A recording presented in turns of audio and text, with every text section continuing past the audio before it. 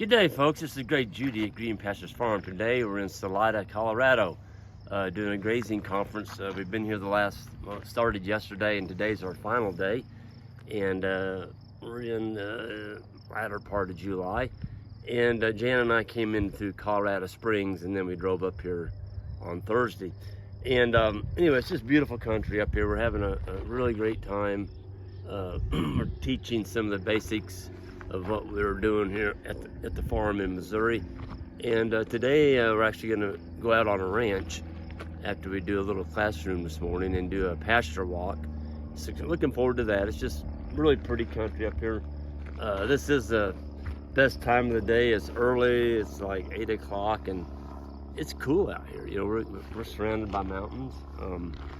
It's just a little bit different than where Jan and I just came from. It was in the upper 90s and the humidity was pretty high, and of course out here there's no humidity. Anyway, we're staying in downtown Salida. We weren't sure where they were going to put us up at, and we were pleasantly surprised. They put us up in an old hotel. It's called the was it the Palace Hotel, honey? Mm-hmm. When was that thing built? It's 1909. 1909. And so it's still, somebody's done a lot of work on it and kept it up in really good shape, and it's just kind of neat to see old buildings like that. Instead of letting them go to ruin, they've really preserved them. And Salida has a bustling downtown venue. Like this weekend they're having a artist rendition rendezvous, a bunch of tents set up with people putting their wares up to market and people just to walk through and look at. And I think last weekend was a music fest, and then the weekend before that they had like a beer rendezvous or something. They're just doing something all the time. And there's a river running through here. It's the Arkansas River. It actually goes down into Kansas. It's got a lot of tubers, a lot of the big tubes coming down, people wanting kayaks and things. So just a lot going on up here. But anyway, I just wanted to share this beautiful country with you all. I just saw something. What is that over there? Huge. Oh, those are geese in the mountain range way over there. We landed Thursday. We actually were right at the base of Pikes Peak, and then we went through the Royal Gorge on the way here. Came right by it, so you know, we spent some time doing that, and I think it was just neat seeing the Royal Gorge. I'd never seen it before. And there was people that were doing the carabiner thing, coming across, what do you call it? Zip line. Zip lining. They were zip lining, and you couldn't pay me enough money to do that. We couldn't even get you out to go on the gondola. I wasn't going on a gondola, not when there was a perfectly good bridge going across there. Hanging on them cables, nope, not me. And so you started to go across. So she's like, I'm gonna go across it. So she went up to go on the gondolas. I went across the bridge and kept waiting for her, and there's no gondolas. And there's lightning in the background, big lightning bolts coming down, wind's picking up. And so Jan walked all the way up to the gondola platform, and then they canceled it. So you had about twice the walk to get back down to where I was at. But, just getting my steps in. Yeah, you got in how many? 8,000. 8,000 steps. Yeah, that's good. So anyway, kind of the highlight of or it was kind of scary actually, watching these people as they came across there on those zip lines. Father and daughter, they got stranded out there. The winds came up and they were zipping down through, and it stopped them right in the middle of the Royal Gorge. And I'm like, oh my, excuse me. I'm like, oh my gosh, I think I would have had a heart attack right there. And the wind's kind of blowing around out there, and it's like, oh. But there's a rescue crew that receives them on this side. One guy got up on the cable, had a big long rope, went out there, hooked onto the girl, pulled her back. Well, the father was too far out. Rope wasn't long enough. And so the young man tied the rope to the cable above his head because he didn't have any more rope, and free-handed it on his pulley out to the guy that was stranded.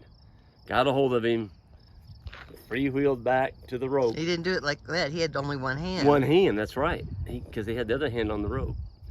Or on something. Anyway, on the guy. On the guy. On the guy.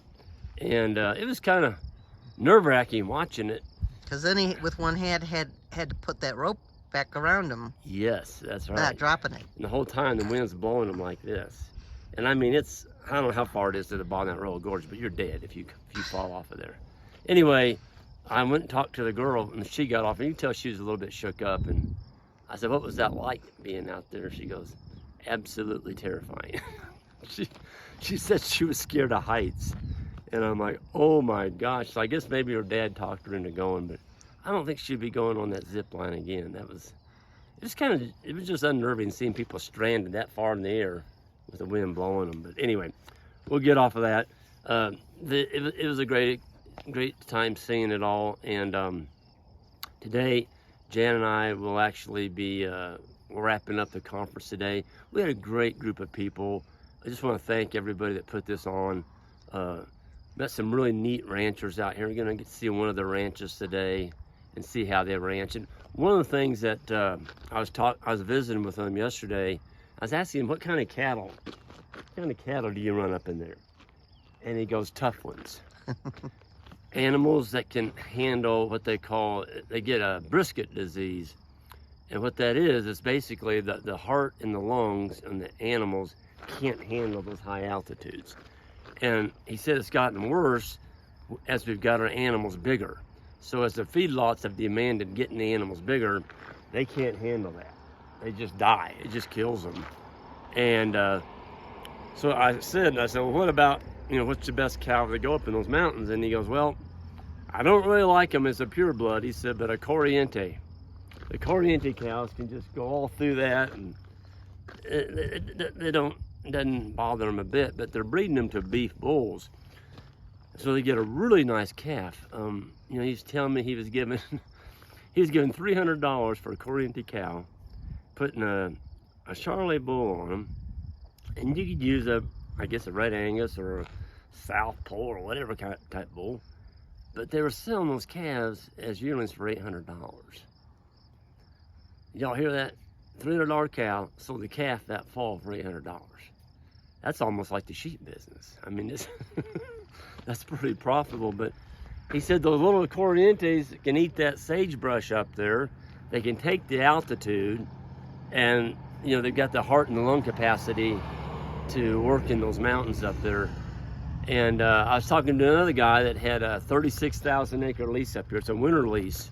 It's kind of in the foothills, but it's got some snow on it, a lot of snow. And on that 36,000 acres, he puts 100 head of cattle on it. And I think he said it cost him $700 to winter those cows. He doesn't even go and check on them. That's how tough they are. So they can go through the snow, they can take the winter, and they get water, out of the creeks and things. But the one that disturbed anything that I did hear from another fellow is they are going to be bringing in 5 packs of timber wolves up here from Canada. They're Canadian timber wolves. And they're going to release them here in Colorado. And it's like, that just doesn't make any sense. There was, I think, they had a vote, and out of 15 different areas or something, there was only 2 that said they wanted them.